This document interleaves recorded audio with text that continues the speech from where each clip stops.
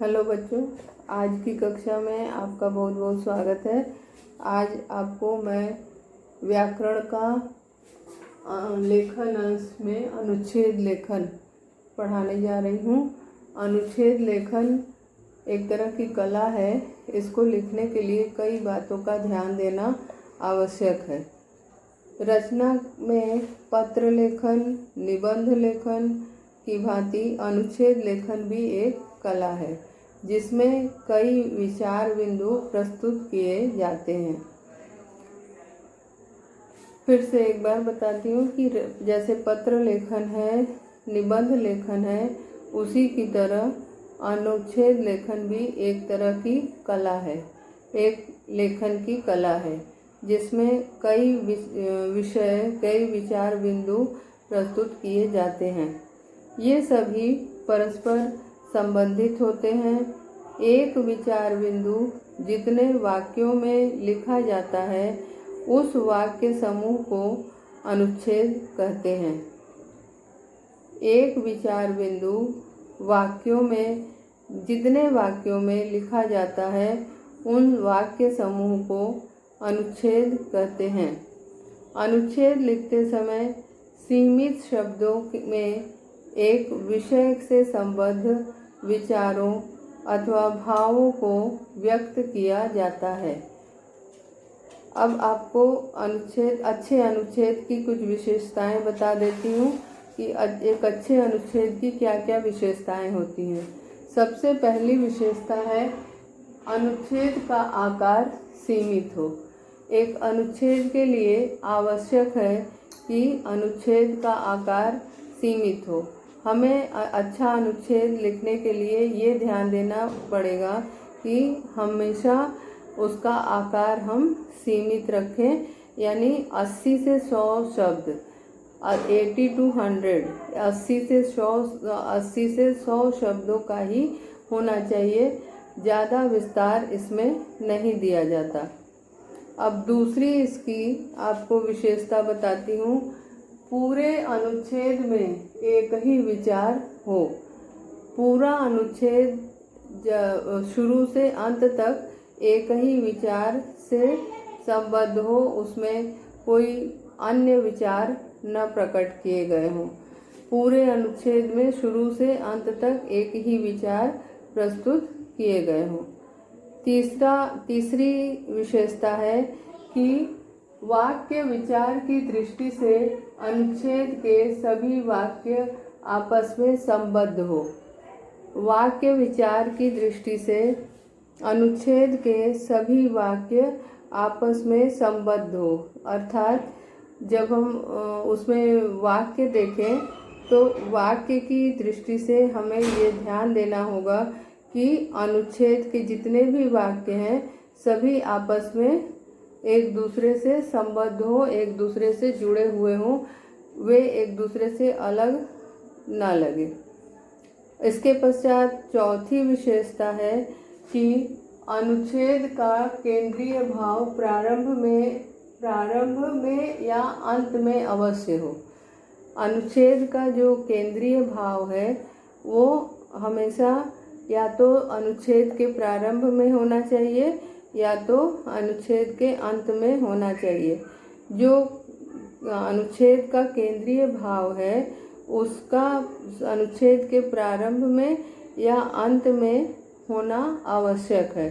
उसके लिए हमें किसी न किसी वाक्य का प्रयोग अवश्य करना चाहिए। पांचवी विशेषता है कि केंद्रीय भाव का क्रमिक विकास हो।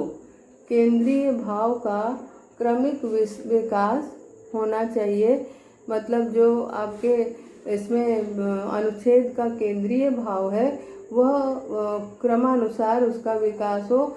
ऐसा नहीं कि प्रारंभ से ही प्रारंभ में हम पूरा उसका लिख दें। जैसे कि कोई भी विषय है, धीरे धीरे क्रमानुसार उनका विकास हम करेंगे। अगली विशेषता ये है कि इसमें अनावश्यक शब्दों का प्रयोग नहीं करना चाहिए। जब हम अनुच्छेद लिखें तो हमको इस बात का अवश्य ध्यान देना चाहिए कि हमें इसमें अनावश्यक शब्दों का प्रयोग नहीं करना है। अगली विशेषता है कि आलंकारिकता न हो। अनुच्छेद की भाषा में आलंकारिकता की आवश्यकता नहीं होती, यानी कि उसकी सजावट के लिए अलंकारों का प्रयोग करना आवश्यक नहीं है। इसीलिए ये ध्यान देना चाहिए कि अनुच्छेद की भाषा में किसी भी प्रकार की आलंकारिकता न हो। अगली विशेषता है कि भाषा सहज और भावपूर्ण हो। इसकी विशेषता यह है कि अनुच्छेद की भाषा हमेशा सहज और भावपूर्ण हो, विषयानुसार हो, विषय के अनुसार अनुच्छेद की भाषा हो और सहज हो एवं उसमें प्रवाह पूर्णता हो, प्रवाहमयता हो। मतलब भाषा जो है एक क्लिष्ट नहीं होनी चाहिए, बहुत दुरूह भाषा का प्रयोग हमें अनुच्छेद में नहीं करना चाहिए। विषय के अनुरूप सहज भाषा का प्रयोग करना होगा।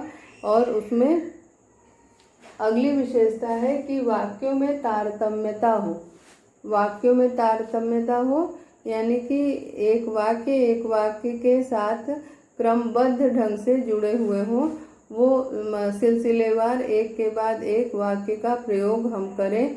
ये हमें अवश्य ध्यान देना चाहिए कि अनुच्छेद लिखते समय हमें वाक्य की दृष्टि से उसमें तारतम्यता का ख्याल अवश्य रखना चाहिए। तारतम्यता यानी कि क्रमबद्धता, उसमें जो एक वाक्य से दूसरे वाक्य का जुड़ा होना आवश्यक है।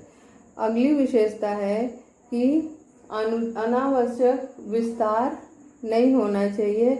अनुच्छेद लेखन में ये ध्यान देने की बात है कि इसमें अनावश्यक विस्तार हमें नहीं करना चाहिए। अनावश्यक विस्तार करने पर अवांछित प्रसंग आदि को का होना,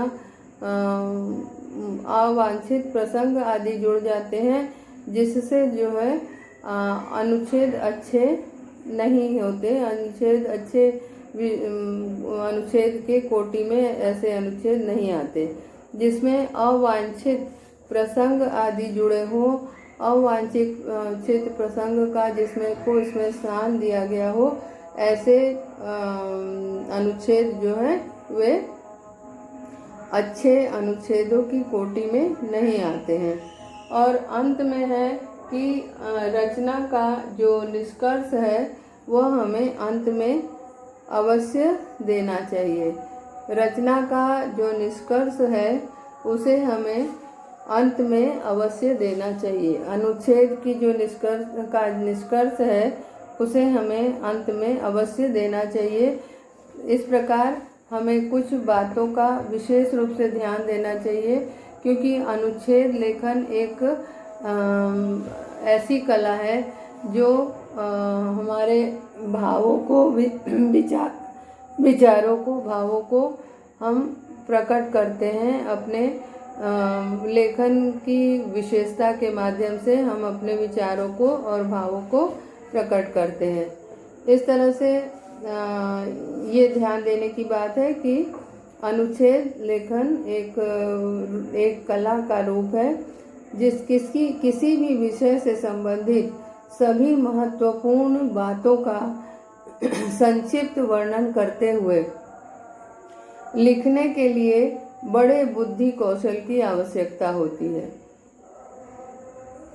किसी भी विषय से संबंधित यदि सभी महत्वपूर्ण बातों को लिखना है और वो भी संक्षिप्त ढंग से लिखना है, अगर उनका संक्षिप्त वर्णन करना है, तो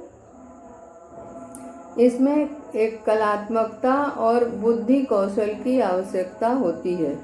क्योंकि बात को विस्तार से लिखना या कहना आसान है, पर संक्षिप्त ढंग से अपने भावों को व्यक्त करने में बुद्धि कौशल का होना आवश्यक है। अनुच्छेद लिखते हुए भूमिका बांधने और निष्कर्ष देने की आवश्यकता नहीं होती। मतलब कि जब अनुच्छेद हम लिखेंगे तो इसमें हमें किसी तरह की भूमिका और अंत में किसी तरह का निष्कर्ष देने की आवश्यकता नहीं होती। जैसे कि आपने देखा होगा निबंध लेखन में भूमिका होती है, प्रारंभ में भूमिका दी जाती है और अंत में उपसंहार या निष्कर्ष दिया जाता है। परंतु ध्यान देने योग्य बात यह है कि अनुच्छेद में हमें प्रारंभ में न तो भूमिका देनी होती है और अंत में न तो हमें निष्कर्ष देने की आवश्यकता पड़ती है। अर्थात इसे लिखते समय किसी निश्चित ढांचे में बंधने की अपेक्षा नहीं होती। जैसे निबंध में कुछ बिंदु दिए होते हैं, सबसे पहले हम प्रारंभ में भूमिका लिखते हैं या प्रस्तावना लिखते हैं, फिर विषय का विस्तार करते हैं, क्रमबद्ध ढंग से आगे बढ़ते हुए 2-3 उससे संबंधित बिंदुओं को देते हुए अंत में हम उपसंहार या निष्कर्ष लिखते हैं। परंतु यहाँ हमें इस बात पर ध्यान देना है कि अनुच्छेद लिखते समय हमें किसी निश्चित ढांचे में बंधने की आवश्यकता नहीं होती है। दिए गए विषय को ध्यान में रखकर पूरे अनुच्छेद में उसी का विस्तार किया जाना चाहिए। इस बात पर विशेष ध्यान देना चाहिए कि हमें जो विषय दिया गया है उस विषय को ध्यान में हमें रखना है और उसी को ध्यान में रख के हमें संपूर्ण अनुच्छेद को विस्तार देना है। अनुच्छेद लेखन के लिए जो कुछ महत्वपूर्ण बातें थी वो आपको मैंने बताया। एक बार फिर से उसको संक्षिप्त रूप से बताती हूँ। सबसे पहला उसके लिए विशेष बात ध्यान देने योग्य है कि अनुच्छेद एक प्रकार से संक्षिप्त लेखन है। अनुच्छेद जो है एक संक्षिप्त लेखन का प्रकार है, अतः मुख्य विषय पर ही केंद्रित होना चाहिए। क्योंकि अत्यंत संक्षेप में हम इसे लिखते हैं, अतः अनुच्छेद जो है प्रारंभ से अंत तक अत्यंत संक्षिप्त रूप में होना चाहिए और ये मुख्य विषय पर केंद्रित होना चाहिए। दूसरा उसमें मुख्य बात ध्यान देने की है कि उसमें अनावश्यक प्रसंग को हमें स्थान नहीं देना चाहिए। किसी भी अनावश्यक प्रसंग को स्थान हमें नहीं देना चाहिए। अगर हम ऐसा करते हैं तो अनुच्छेद अच्छा नहीं माना जाएगा। हमें अनुच्छेद में ये ध्यान देना है कि अनावश्यक प्रसंग को हम स्थान न दें। उसके पश्चात एक और बात ध्यान देने की है कि सभी वाक्यों को आपस का परस्पर घनिष्ठ संबंध हो, ये भी ध्यान देना चाहिए कि अनुच्छेद में जितने भी वाक्य हम लिखें या जिन वाक्यों का हम प्रयोग करें उसमें आपस में घनिष्ठ संबंध हो। ऐसा न हो कि एक वाक्य से दूसरे वाक्य का कोई संबंध न हो, यानी कि एक वाक्य भी उसमें से हटा दिया जाए तो वो अधूरा लगे। ऐसा हमें ध्यान देना चाहिए कि सभी वाक्य आपस में एक दूसरे से जुड़े हुए हों, घनिष्ठ रूप से जुड़े हुए हों। उसके पश्चात हमें ये बात ध्यान देना होगा कि अनुच्छेद का केंद्रीय भाव प्रारंभ और अंत में अवश्य हो। जैसा कि आपको मैंने बताया कि अनुच्छेद का जो केंद्रीय भाव होता है वह अनुच्छेद के प्रारंभ में होना चाहिए या अंत में होना चाहिए। दोनों में से किसी एक जगह अवश्य होना चाहिए। या तो शुरू में हम केंद्रीय भाव को लिखें या अनुच्छेद के अंत में हम केंद्रीय भाव को लिखें। भाषा पे ध्यान देना चाहिए। अनुच्छेद की भाषा सरल, स्पष्ट एवं प्रभावशाली हो। इस बात का हमें विशेष रूप से ध्यान देना चाहिए कि अनुच्छेद की भाषा सरल, स्पष्ट और प्रभावशाली हो। मतलब कि अनुच्छेद जो है बहुत दुरूह या क्लिष्ट भाषा में नहीं होना चाहिए। अनुच्छेद की भाषा सरल और सहज और भावपूर्ण हो, जैसा कि हमने मुख्य बिंदु में आपको बताया। उसके पश्चात वर्तनी, विराम और शुद्ध भाषा का प्रयोग करना चाहिए। हमें लिखते वक्त अनुच्छेद में प्रयोग किए गए शब्दों की वर्तनी पर विशेष ध्यान देना चाहिए। वर्तनी और विराम चिन्ह, विराम चिन्हों का उपयुक्त प्रयोग करना आवश्यक है, क्योंकि विराम चिन्हों के उपयुक्त प्रयोग न किए जाने पर भाषा जो है समझने में कठिन हो जाएगा, मतलब उसका भाव जो है स्पष्ट नहीं होगा।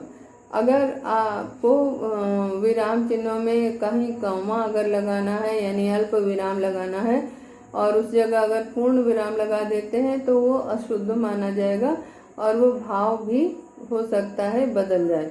इसीलिए भाषा में वर्तनी, विराम चिन्ह आदि के प्रयोग पर विशेष रूप से ध्यान देना चाहिए। अगला है,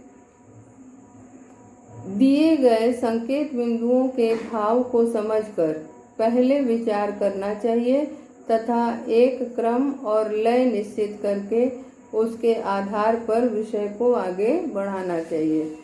जब हम अनुच्छेद लिखते हैं तो हमें कुछ बिंदु दिए गए होते हैं, तो उन बिंदुओं पर हमें ध्यान देना चाहिए कि जो संकेत बिंदु दिए गए हैं उनके भावों को हम समझें और उनके भावों को समझकर पहले उन पर अपने विचार व्यक्त करें।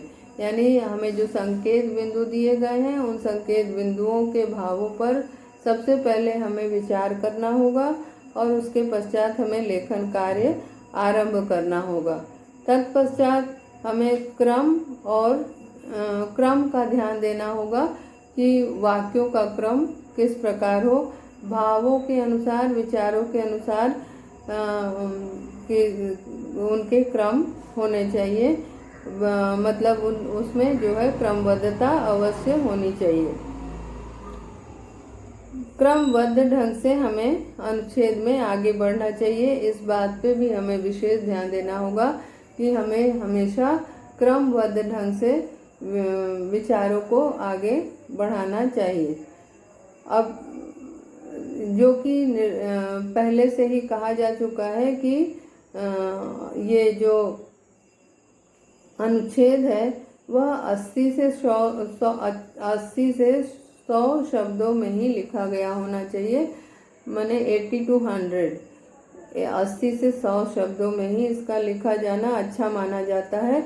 और यदि आप जैसे आपको एक उदाहरण देती हूँ, आपको समय के सदुपयोग के ऊपर एक अनुच्छेद लिखना है तो आप कैसे लिखेंगे? समय के सदुपयोग पे अगर आपको एक अनुच्छेद लिखना है तो आप कैसे लिखेंगे? जैसे कि समय के महत्व, सदुपयोग और महत्व दोनों के लिए आप एक ही तरह का भाव और भाषा प्रयोग कर सकते हैं, वाक्यों का प्रयोग कर सकते हैं। अगर बीच में आप उदाहरण देते हैं तो आपका अनुच्छेद और भी अच्छा बन जाएगा और भी अच्छे कोटि का माना जाएगा। अब मान लीजिए समय का सदुपयोग है, आपको मुख्य बिंदु दिया गया है समय निरंतर गतिमान। सबसे पहला आपको बिंदु दिया गया है समय निरंतर गतिमान। दूसरा जो है बिंदु आपको मिला है कि समय का उचित उपयोग, दूसरा बिंदु है समय का उचित उपयोग। तीसरा बिंदु आपको दिया गया है कि समय किसी की प्रतीक्षा नहीं करता। तीसरा बिंदु आपको दिया गया है कि समय किसी की प्रतीक्षा नहीं करता। और चौथा बिंदु है कि समय का सदुपयोग सफलता की कुंजी, समय का सदुपयोग सफलता की कुंजी। जैसा कि आपको हमने बताया कि जो अनुच्छेद हो उसका जो केंद्रीय भाव है वह तो या तो प्रारंभ में होना चाहिए या तो अनुच्छेद के अंत में होना चाहिए। अब यहाँ पे देखिए उदाहरण के रूप में ये स्पष्ट है कि इसका केंद्रीय भाव है कि समय का सदुपयोग आवश्यक है, तो इसीलिए इसमें जो है केंद्रीय भाव को अंत में दिया गया है मुख्य बिंदु के रूप में। अब हम इसका विस्तार कैसे करेंगे? सबसे पहला है कि जैसे समय निरंतर गतिमान, तो ये बिंदु है, आपको इस बिंदु को इसका विकास क्रमबद्ध ढंग से करना है। तो जैसे समय सहोदर हुआ उसी का जिसने लिखी समय की टीका। एक कोटेशन आप दे दीजिए, एक उदाहरण दे दीजिए, तो आपका जो अगर उदाहरण से ही आप प्रारंभ करते हैं तो आपका अनुच्छेद बहुत ही अच्छा माना जाएगा। तो आप इस वो उदाहरण का प्रयोग करिए कि समय सहोदर हुआ उसी का जिसने लिखी समय की टीका। अब आप प्रारंभ करिए, थोड़ा सा रोचक ढंग से आपको प्रारंभ करना है तो आप करिए। जी हाँ, समय बंद मुट्ठी में से निकलती, बंद मुट्ठी में से फिसलती रेत के समान है। समय बंद मुट्ठी से फिसलती रेत के समान है, जिसे बांध कर नहीं रखा जाता। यानी कि समय जो है हमेशा, समय गतिमान है और इसे हम रोक कर नहीं रख सकते। समय अप्रत्यक्ष रूप से हमारे साथ है, समय अप्रत्यक्ष रूप से हमारे साथ है। हम उसी की धारा से में निरंतर बढ़ते जा रहे हैं। तो आप देखिए, प्रथम आपका बिंदु था कि आपको लिखना था कि समय निरंतर गतिमान। तो आपके प्रत्येक वाक्य इस बिंदु से संबंधित हैं और होने भी चाहिए। समय का पहिया निरंतर चलायमान रहता है। जो समय बीत जाता है वह लौटकर नहीं आता। यह सही समय पर सही निर्णय लेकर उसके अनुसार कार्य करना ही समय का सर्वश्रेष्ठ उपयोग है। अब समय के सदुपयोग पे आपका दूसरा बिंदु दिया गया है कि समय का उचित प्रयोग। तो इससे संबंधित है ये वाक्य कि सही समय पर सही निर्णय लेकर यदि उसके अनुसार अपने कार्य को करते रहें तो यही उसका सर्वश्रेष्ठ उपयोग है। जिस प्रकार खेती सूखने के पश्चात वर्षा का कोई अर्थ नहीं रहता, उसी प्रकार समय बीत जाने के बाद हाथ मलने के अतिरिक्त कोई बात हाथ में नहीं रहता। जैसे आप के हाँ, अगर आप वो का वर्षा जब कृषि सुखानी, तो जहाँ पे आपको यहाँ पे आपको ये बिंदु दिया गया है कि समय किसी की प्रतीक्षा नहीं करता, कि मतलब समय आया और समय गतिशील है, इसीलिए समय चला भी जाता है। इसीलिए समय की कीमत को हमें पहचानना चाहिए, समय के मूल्य को जानना चाहिए। क्योंकि अगर वो बीत जाए तो बीता समय वापस नहीं आता, तो हमें हाथ मलने के सिवा हमारे हाथ में कुछ नहीं रह जाता। अब आप एक उसमें उदाहरण लिखिए। आछे दिन पाछे गए, हरिसो किया न हेत, अब पछताए होत क्या, जब चिड़िया चुग गई खेत। ये आपके उदाहरण जो हैं आपके अनुच्छेद को और सुंदर बना देते हैं। आपको फिर से एक उदाहरण, इस उदाहरण को फिर से इसको फिर से दोहरा रही हूँ, पुनरावृत्ति कर रही हूँ कि जैसे आछे दिन पाछे गए, हरिसो किया न हेत, अब पछताए होत क्या, जब चिड़िया चुग गई खेत।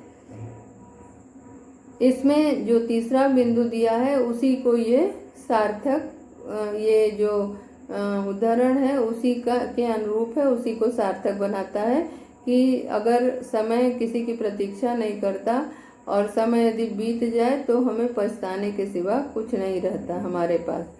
समय बड़ा बलवान है, यह किसी की प्रतीक्षा में खड़ा नहीं रहता।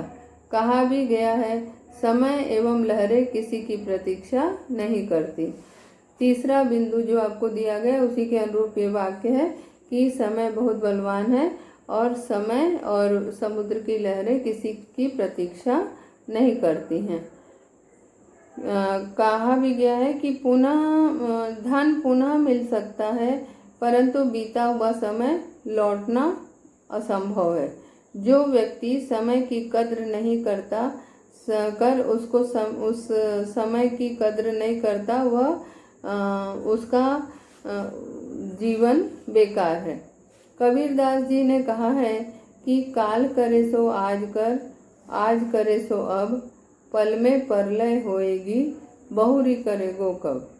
तो यहाँ पे समय के महत्व को दर्शाता हुआ ये दोहा है कि यदि कल करना है तो आज कर लो, और आज करना है तो अभी कर लो, क्योंकि समय बीतने वाला है। अगर समय बीत जाएगा तो तुम अपने कार्य को कब करोगे।